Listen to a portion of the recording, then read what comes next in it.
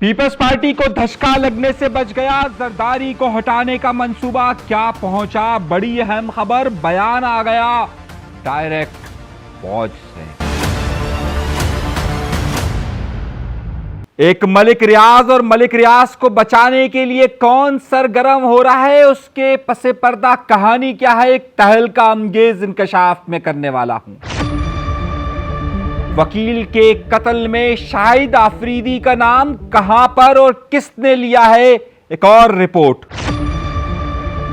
कोई लीक नहीं हुई, ये बात किसने कही है? कराची में साइलेंसर से किसने मारा है? और लांडी में एमक्यूएम का कारकुन या फिर किसी और का कारकुन, मामला क्या है? अल्लामा इकबाल कायदे आजम को दोबारा जिंदा करने की कोशिश। अरबों रुपए की इन्वेस्टमेंट किस जगह पर हुई, एक और तहलका अंगेज खबर दे रहा हूं आपको मैं। कराची में शेलिंग फायरिंग किस पर हुई है और क्यों हुई है? प्रोग्राम में तहलका अंगेज खबरें आपके सामने रखने वाला हूं। ऐसी तहलका खेज खबर कि जिस पर बाकायदा पाकिस्तान की फौज के तर्जुमान को बयान देने की जरूरत महसूस हुई है, और वह क्यों बयान दिया गया है, और उसके साथ साथ कराची में फायरिंग शेलिंग के वाकयात किस जमात पर हुए और क्यों कर हुए, इसकी रिपोर्ट क्या है, कितने लोगों को गिरफ्तार किया गया है, और उस गिरफ्तारी की कहानी मैं आपके सामने बाकायदा फुटेज के तौर पर रखने वाला हूं, सबूत के साथ तमाम शवाहिद सामने रखूंगा। आज का प्रोग्राम एक तहलका अंगेज इंकशाफात के साथ फिर भरपूर होगा, लेकिन उन सब के लिए जरूरत इस बात की है कि डरिए मत, झिझकिए मत, बल्कि चैनल को सब्सक्राइब जरूर कीजिए। आइए अपने प्रोग्राम का बाकायदा आगाज करते हैं अपने परवरदिगार के शुक्र से कि जिसने हमें इन तमाम नेमतों से नवाजा है।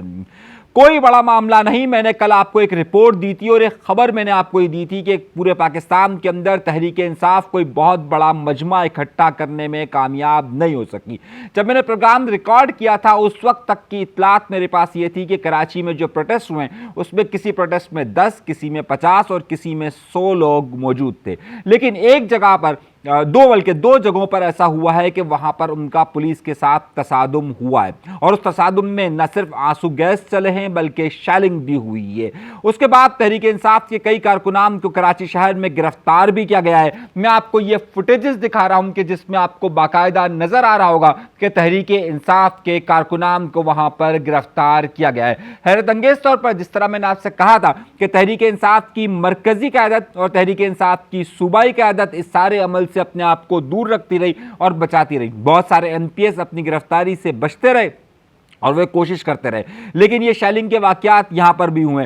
कुछ जगहों पर ये फुटेजेस भी दिखाई गई कि 2 तलवार पर और 3 तलवार पर भी इस तरह की सूरत हाल हुई है, लेकिन हमारी मालूमात जो कह रही है वो ज़्यादा मामला हुआ है सिविक सेंटर के पास। इन फुटेजेस के अंदर आपको आंसू गैस की शेलिंग होते हुए नजर आ रही होगी, और उसके बाद कई कारकुनान को भी गिरफ्तार किया गया है। जो अब तक की इतलात, जो सुबह तक इतलात आई थी, उसमें से काफ़ी लोगों को रिहा कर दिया गया था और कुछ पर जो है वो मुकदमा किया गया था, लेकिन अभी तक इसकी तफसीलात वाज़ेह तौर पर सामने नहीं आई। अलबत्ता तहरीक इंसाफ की जितनी तादाद कराची शहर में निकली है वो, और ख़ास तौर पर सिविक सेंटर के पास ये 250-300 के करीब जो लोग मौजूद थे, उसके अलावा पूरे पाकिस्तान के अंदर कोई बड़ी तादाद नहीं निकल सकी। मैंने आपको पिछले प्रोग्राम में वाज़ेह तौर पर यह बताया था कि उसकी सबसे बड़ी वजह यह कि क़यादत का फुक़दान, और तमाम बड़ी क़यादत ये बात सोच रही थी कि वो कहीं पर गिरफ्तार ना हो जाए। सलमान अकरम राजा हर जगह पर नज़र नहीं आए, और यहाँ तक कि केपीके के अंदर वज़ीर आला अली अमीन गंडापुर भी सिर्फ एक जगह पर तकरीर कर कर चले गए। तो पूरे पाकिस्तान के अंदर जो क़यादत थी वो वहाँ पर गायब रही। लेकिन अब देखना यह है कि 5 तारीख का दिन गुजर गया, वो दिन के जो कि तहरीक इंसाफ के लिए एक बहुत बड़ा दिन तस्वुर किया जाता है कि जब इमरान खान को गिरफ्तार किया गया था, और भरपूर एहतजाज के ना होने के बाद आज कामरान खान जैसा शख्स कि जो कि अपने आप को यह कहता था, जो कि हर बात तहरीक इंसाफ की खबर को कहता था, खुशखबरी आई है, तब्दीली आ गई और वो आ गई, वो खुद आज ये कहने पर मजबूर हो गया है कि तहरीक इंसाफ तितर बितर हो गई है। लेकिन मैं ये नहीं समझता, मैं ये समझता हूं कि अभी क्योंकि जवाल का वक्त है तो बहुत सारे लोग आगे पीछे खिसक जाते हैं, लेकिन मुझे लगता यह है कि जब कभी भी इमरान खान की रिहाई होगी तो तहरीक इंसाफ उसी तरह से मौजूद होगी, लेकिन ये उस वक्त मुमकिन होगा जब इमरान खान की रिहाई हो। एक बहुत बड़े अखबार, बाहर के अखबार में ये खबर छपी थी और जिसके बारे में मैंने आपको और बहुत सारे लोगों ने कहा था कि, और ख़ास तौर पे एक रिपोर्टर की रिपोर्ट ये आई थी कि कुछ इस तरह की तैयारी हो रही है कि यहाँ पर सदारती निज़ाम की बात हो रही है और आसिफ अली जरदारी को हटाने का मंसूबा ज़ेरे गौर आ रहा है। ये खबर एजाज़ सैयद ने दी थी और उसके बाद ये खबर बहुत ज़्यादा चली। एजाज़ सैयद अपनी बात पर आज भी कायम है कि यहाँ पर सदारती निज़ाम के हवाले से कुछ चीज़ें लिखी जा रही हैं और अब 27वीं तरमीम की बात आ रही है। आसिफ अली जरदारी को हटाने की बातें हो रही थी और उसकी बाज़गश्त भी आ रही थी। अब गुज़िश्ता रोज़ एक बहुत बड़े बाहर के अखबार ने ये तमाम खबरें दी और उसमें कहा कि मुमकिन तौर पर 2026 के अंदर ये मुमकिन है कि यहाँ पर आसिफ अली जरदारी को ओहदे से हटा दिया जाए और यहाँ पर ऐसी तरमीम की जाए कि शायद कि मुतवक्के ये हो सकता है। उस अखबार की रिपोर्ट ये थी कि इसमें कहा गया था कि हो सकता है कि फील्ड मार्शल आसिम मुनीर साहब सदर के ओहदे पर आ जाए। आज इस हवाले से जो DG ISPR है उनका बयान आज के तमाम अखबारात और तमाम TV चैनल्स पर चल रहा है, जो उन्होंने एक बाहर के अखबार को इंटरव्यू दिया। उसमें उन्होंने वाज़े तौर पर कहा कि इस बात के कोई इम्कानात नहीं कि फील्ड मार्शल साहब को सदर के ओहदे पर लाने जाने का कोई मंसूबा ज़ेरे गौर है। उन्होंने इन तमाम खबरों की तरदीद की है, तो जिसके बाद पाकिस्तान पीपल्स पार्टी के आसिफ अली जरदारी साहब ने थोड़ा सुकून का सांस लिया है, लेकिन लगता यह है कि ये सांस कहीं ना कहीं अटकी हुई है। खैर, अच्छा, अगली खबर की तरफ चलते हैं और बड़ी अहम खबर आपको दे रहा हूँ, बड़ी अहम खबर दे रहा हूँ।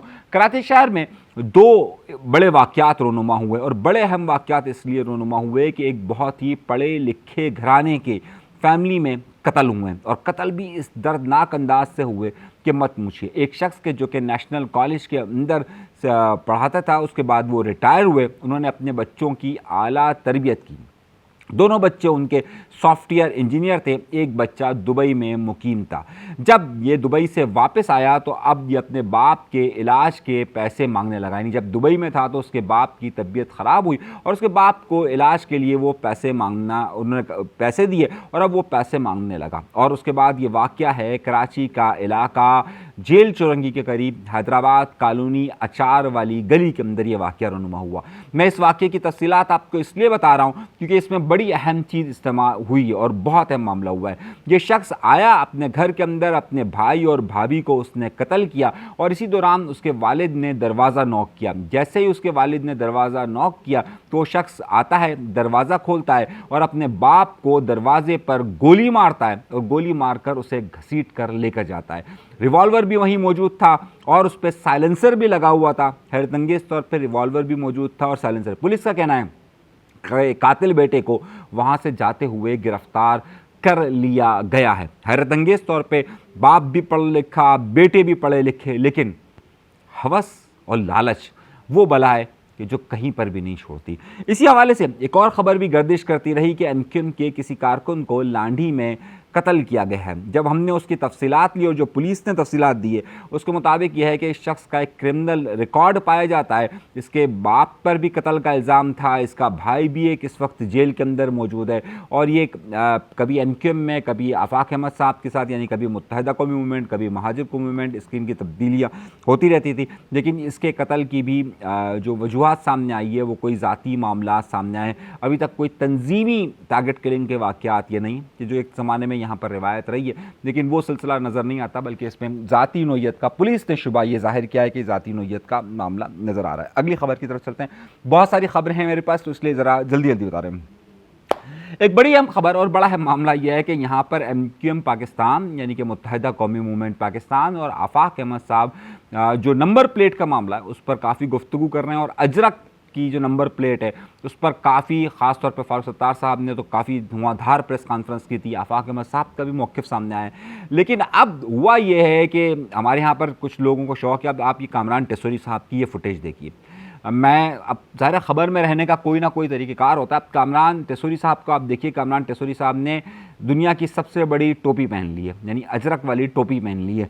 और एमक्यूएम की पॉलिसी चाहे कुछ भी हो, लेकिन यहाँ पर जो है वो कुछ बड़ा मसला। सर, मैं खबर में रहने का मामला होता है।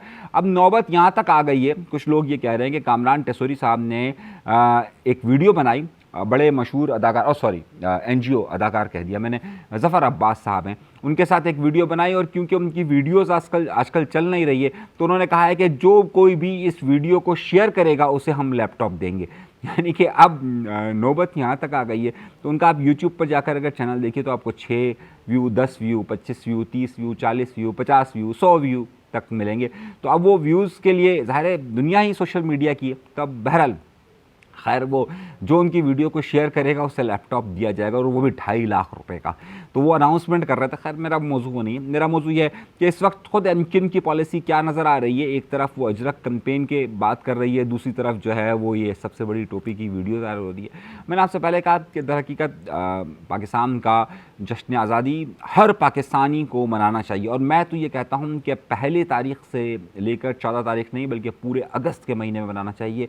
ये मुल्क हमें जो हासिल हुआ है ये हमारे आबाओ अजदाद की कुर्बानियों से हासिल हुआ है और हम बहुत अच्छी तरीके से जानते हैं कि इसकी कीमत क्या है। लेकिन बराए मेहरबानी इस आज़ादी के जश्न को आज़ादी के तौर पर मनाना चाहिए, इसे वायरल होने के लिए नहीं मनाना चाहिए। और जो लोग भी ये वायरल होने के कंपटीशन में लगे रहते हैं, मैं समझता हूँ कि वो ठीक नहीं समझता मैं इसे, कि हर चीज़ को वायरल समझें।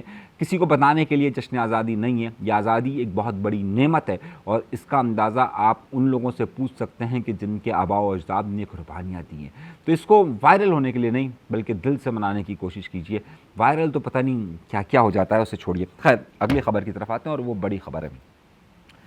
हमने आपको एक रिपोर्ट दी थी कि कराची शहर के अंदर का सबसे बड़ा मसला था एक, और वो जो ये मलिक रियाज का सारा फ्रॉड था वो था ही कराची के हवाले से।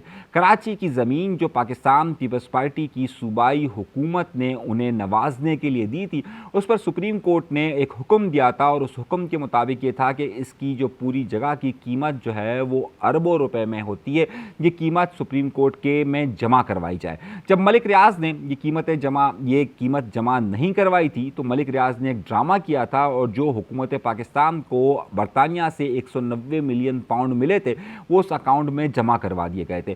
अब उसके बाद हुआ यह था कि नैब ने ये इंक्वायरी खोली थी और उसके बाद ये हुआ कि मैंने आपको कुछ लेटर्स दिखाए थे और मैंने कहा था कि बाकायदा सिंध बिल्डिंग कंट्रोल अथॉरिटी ने एक कमेटी बनाई है और वो कमेटी बनाए हुए भी अरसा हो गया। 2023 और 24 और 25 में लिखे गए सुप्रीम कोर्ट और नैब के खतूत के बावजूद भी अभी तक उनकी नैब की ने SBCA ने उस पूरी ज़मीन का सर्वे करके नहीं दिया। लेकिन मेरे पास खबर ये नहीं है। खबर ये कि अब मलिक रियाज जो कि ये कहा करते थे, मलिक रियाज ये कहता था ना कि यहाँ तो पहिए लगा देता हूँ मैं सबको ख़रीद लेता हूँ, लगता है उसकी ख़रीदारी, उसकी पास जो है ना वो ख़रीदारी अब वो कर नहीं पा रहा। अब वो जब ख़रीदारी नहीं कर पा रहा तो कल मलिक रियाज ने कहा कि हमारे लोगों को गिरफ़्तार किया जा रहा है और अब हमारे पास तनख्वाहें देने के पैसे नहीं हैं।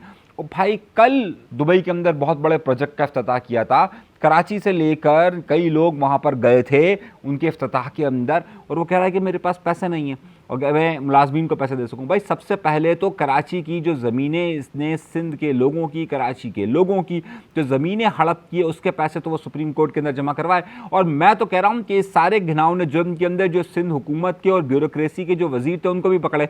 अब मसला ये हुआ है कि मलिक रियाज की दाल कहीं गल नहीं रही है, तो मलिक रियाज की हमदर्दी में बहुत सारे लोग सरगर्म हैं। इसमें कामरान खान हो या दीगर लोग हों, बहुत सारे इनके ये ख़रीदे हुए लोग होते हैं ना, बहुत सारे सहाफ़ी इनकी है हिमायत में करते हैं। कामरान खान जिस इस वक्त नुक्ता चैनल पर काम कर रहे हैं, वो नुक्ता चैनल के मुतालिक भी बहुत सारे लोग मुबैना तौर पर ये इल्ज़ाम आयद करते रहे कि ये मलिक रियाज का प्रोजेक्ट है। तो मलिक रियाज ने तो एक ज़माने में अभी एक्सप्रेस ख़रीदने की भी बातें हो रही थी, सबको पता है एक्सप्रेस न्यूज़ ख़रीदने के पीछे कौन था। अच्छा, बड़ी हैरतअंगेज़ बात यह है कि तमाम लोगों को पता है कि मलिक रियाज के मुतालिक ये सारी खबरें चल रही है, लेकिन किसी भी टीवी चैनल में मलिक रियाज का नाम नहीं लिया जा रहा। जियो जैसा टीवी चैनल जो कि मलिक रियाज का नाम लेते हुए घबराता और कहता है एक बिजनेस टाइकून के साथ ये हुआ है। क्यों घबराते हैं? क्योंकि भाई सबने उस बहती गंगा में हाथ धोया। मलिक रियाज ने किस किस को नहीं नवाजा। बड़े बड़े टीवी चैनल्स को बड़े बड़े इश्तिहारात से लेकर अपने तमाम प्रोजेक्ट्स के लेकर ARY का जो कंस्ट्रक्शन का प्रोजेक्ट था वो कहाँ था? बहरिया टाउन के अंदर नहीं था। आप इसी तरीके से एक्सप्रेस वालों का प्रोजेक्ट उठा के देखिए, दीगर का प्रोजेक्ट उठा के देखिए, तो मलिक रियाज के साथ था। तो मलिक रियाज ने तो हर एक को जेब में रखा हुआ था। और बहुत सारे सहाफ़ियों को भी मैं देख रहा हूँ कि अब उनके गुन गाते हुए थकते नहीं हैं, क्योंकि उनको बहुत बड़ी बड़ी इन्वेस्टमेंटें उसने दी है, बड़े बड़े पैसा देने की मुबैना खबरें। आपको सिर्फ कामरान खान नहीं, आपको अक्सर जावेद चौधरी उनकी हिमायत करते हुए नजर आएंगे। आपको कभी भी मलिक रियाज के खिलाफ खबर ये लोग देते हुए नजर नहीं आएंगे। क्यों नहीं आएंगे? क्योंकि कोई टीवी चैनल भी नहीं देता। वो लाख प्रेशर देता रहे, उनके खिलाफ खबर नहीं देते। और भाई जिसने लूटा है, और मैं तो इस बारे में हमेशा कहता हूँ कि कराची को जो नुकसान पहुंचा, जो इतनी बड़ी जगह गई, जो हमारे पैसे गए, जो अमाउंट गया, उन सब की वसूली होनी चाहिए। और उसमें सिंध हुकूमत से लेकर, सिंध के जो वुज़रा से लेकर, जो दीगर पुलिस अफसरों से लेकर जो ब्यूरोक्रेसी पूरी इन्वॉल्व थी, उन सबको सजा देनी चाहिए।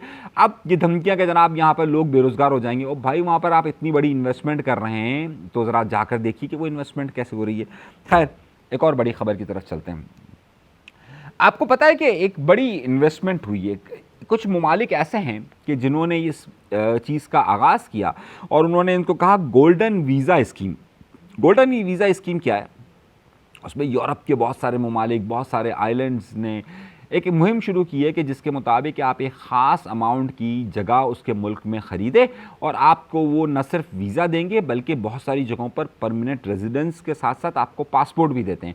आपको पता है एक बड़ा मशहूर किरदार था फराह गोगी जिसे कहा जाता था, कि जिसका ताल्लुक इमरान खान से था। उसने भी ऐसा ही एक आइलैंड की जगह ली हुई थी। अब इंकशाफ ये हुआ है कि ख्वाजा आसिफ साहब ने इंकशाफ किया है कि बहुत सारे पाकिस्तान के ब्यूरोक्रेट्स ने न सिर्फ पुर्तगाल के अंदर गोल्डन वीज़ा स्कीम में जगह ली हैं, बल्कि उन जगहों की बुनियाद पर वहाँ पर उन्होंने बाकायदा अपना वहाँ का पासपोर्ट्स भी हासिल किए। पाकिस्तान की ब्यूरोक्रेसी में और ख़ास तौर पर पंजाब की ब्यूरोक्रेसी में ऐसे बहुत सारे नाम आ रहे हैं। कराची में भी ऐसी ब्यूरोक्रेसी के ऐसे बहुत सारे लोग हैं कि जिन्होंने अपनी बीवियों को इस वक्त मुख्तलिफ ममालिक में शिफ्ट किया है और वहाँ पर बाकायदा उनकी बीवियों की वहाँ पर और ख़ुद उनकी भी वहाँ की नेशनलिटी हो गई है। अगर आपको डेटा चाहिए हो तो आप ख़ुद देख लीजिए, बल्कि हमारे वज़ीर आला साहब से पूछ लीजिए उनकी फ़ैमिली कहाँ है, आप वज़ीर बल्दियात से पूछ लीजिए कि उनकी फ़ैमिली कहाँ है। बहुत सारे लोगों की फ़ैमिलीज़ वहाँ पर शिफ्ट हो गई है। तो ये एक बड़ा स्कैंडल सामने आ रहा है कि जिसके बारे में कहा जा रहा है। ये मैं आपको इनका फुटेज भी दिखा रहा हूँ, आप ज़रा इनको भी देखिए तो आपको अंदाज़ा हो जाएगा कि ये मामला चल किस तरफ रहे और पाकिस्तान का अरबों रुपया बल्कि डॉलर्स में कीमत जो है वो कहाँ पर जा रही है। और ये मैं नहीं कह रहा, ये इस वक्त के वज़ीर दिफा इस बारे में बयान कर रहे हैं। तो आप देखिए कि ये मामला जहाँ का रहा है। अब हैरतअंगेज़ तौर पे दुनिया भर ये बता रही है कि कराची शहर में हब रिवर प्रोजेक्ट जो कि 12 अरब रुपए का प्रोजेक्ट था, उसका 14 अगस्त को इफ्तिताह होना था, वो टूट गया, उसका बंद टूट गया, उसमें नुकसान हो गया। सब लोग वहाँ से वीडियो बना कर दिखा रहे हैं, लेकिन मुर्तज़ा वहाब कह रहे हैं कि ये वीडियो पुरानी है। यार कौन सी दुनिया में रहते हो? और मेरे भाई आप तो ये 12 अरब को रो रहे हैं। इस शहर, इस सूबे के अगर 17 साल का हिसाब लिया जाए तो 12,000 अरब भी अगर पता नहीं कहाँ गायब हो गया, तो हमारे यहाँ तो लोग इन 12 अरब रुपए को रो रहे हैं कि जिसकी वजह से ये हब का ये डैम टूट गया। आप उसको कुछ भी कहते रहेंगे, वो मानेंगे तो नहीं, जाहिर सी बात है उनकी अपनी मर्ज़ी है, वो माने या ना माने, लेकिन खैर इस सारी सरगर्मियों में एक अपना ही हिस्सा है।